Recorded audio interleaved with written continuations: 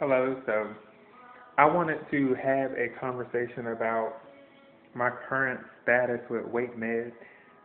I have officially left where I was and I submitted my documentation to become a doctor of alternative medicine with WakeMed Hospital and definitely through Wake Technical Community College.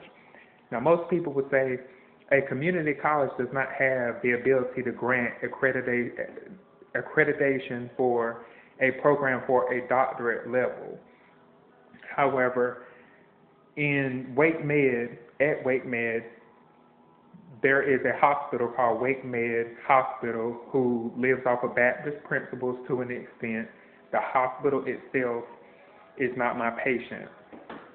And now it's always been said by me through my trainings and my studies that a functional hospital is going to go out of business, meaning that they've cured all of their patients. So I applied to open up the Kent Alternative Medicine Department, where that might not say the name. However, I wanted an alternative medicine department for myself to do what I do as a doctor. And as a doctor at the alternative medicine department, it is very important to separate and distinguish surgeries, drugs, pharmaceuticals, anything that a regular physician or medical doctor could do in a hospital for their patients versus the alternative medicine department where we look for other routes to cure diseases, cure mannerisms, cure anything that a patient has through a consult from the regular hospital. When I decided to do this program originally, I didn't know what I was going to do. I didn't know how I was going to get it together, so I decided just to go ahead and build my own department. And from where I left at, the resources weren't the same from where I left at. However, there are a lot more people in the area, in the city that I'm currently at in Raleigh, North Carolina. Shout out Raleigh, North Carolina.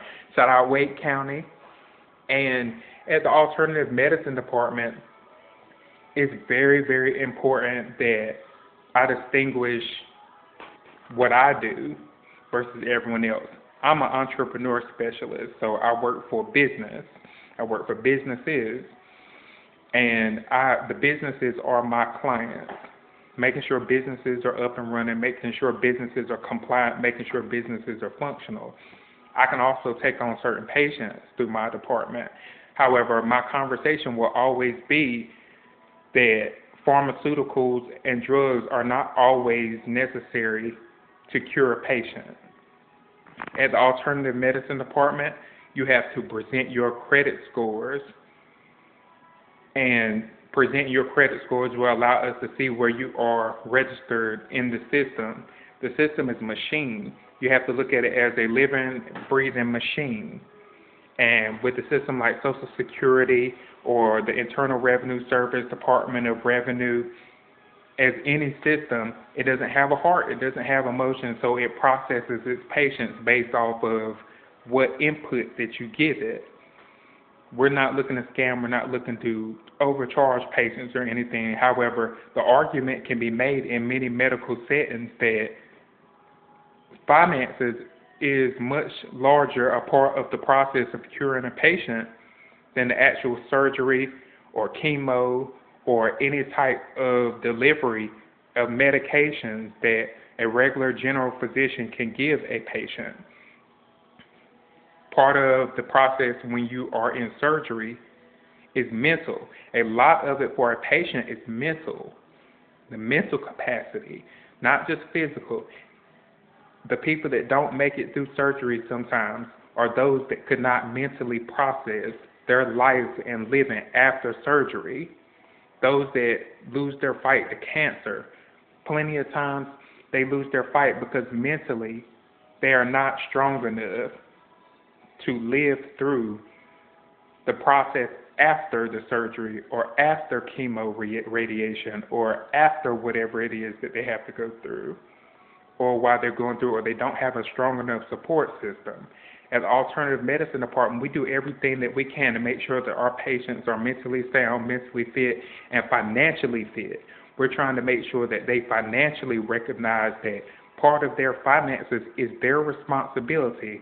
Plenty of patients end up in the hospital going through having different ailments and diseases because they either gambling their money, they're not making enough to support themselves, they have other worries that cause ulcers, or they cause tumors, they cause the body to react a certain way to the mental stress and the stress that they place on the body.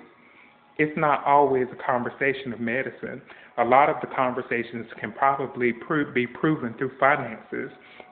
Many doctors can disagree with it. However, many doctors are also just band-aiding different symptoms, because in plenty of cases that's all that they can do until the patient wants to do better and wants more out of their life.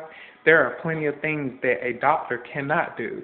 And at the alternative medicine department and the program, we put in different programs throughout communities on a large scale, a global scale, a mass scale, to assist patients that would not normally be patients, where their financial capacities hold them back from different opportunities or cause them stress for what we can assist them with. So that's what I wanted to do with alternative medicine.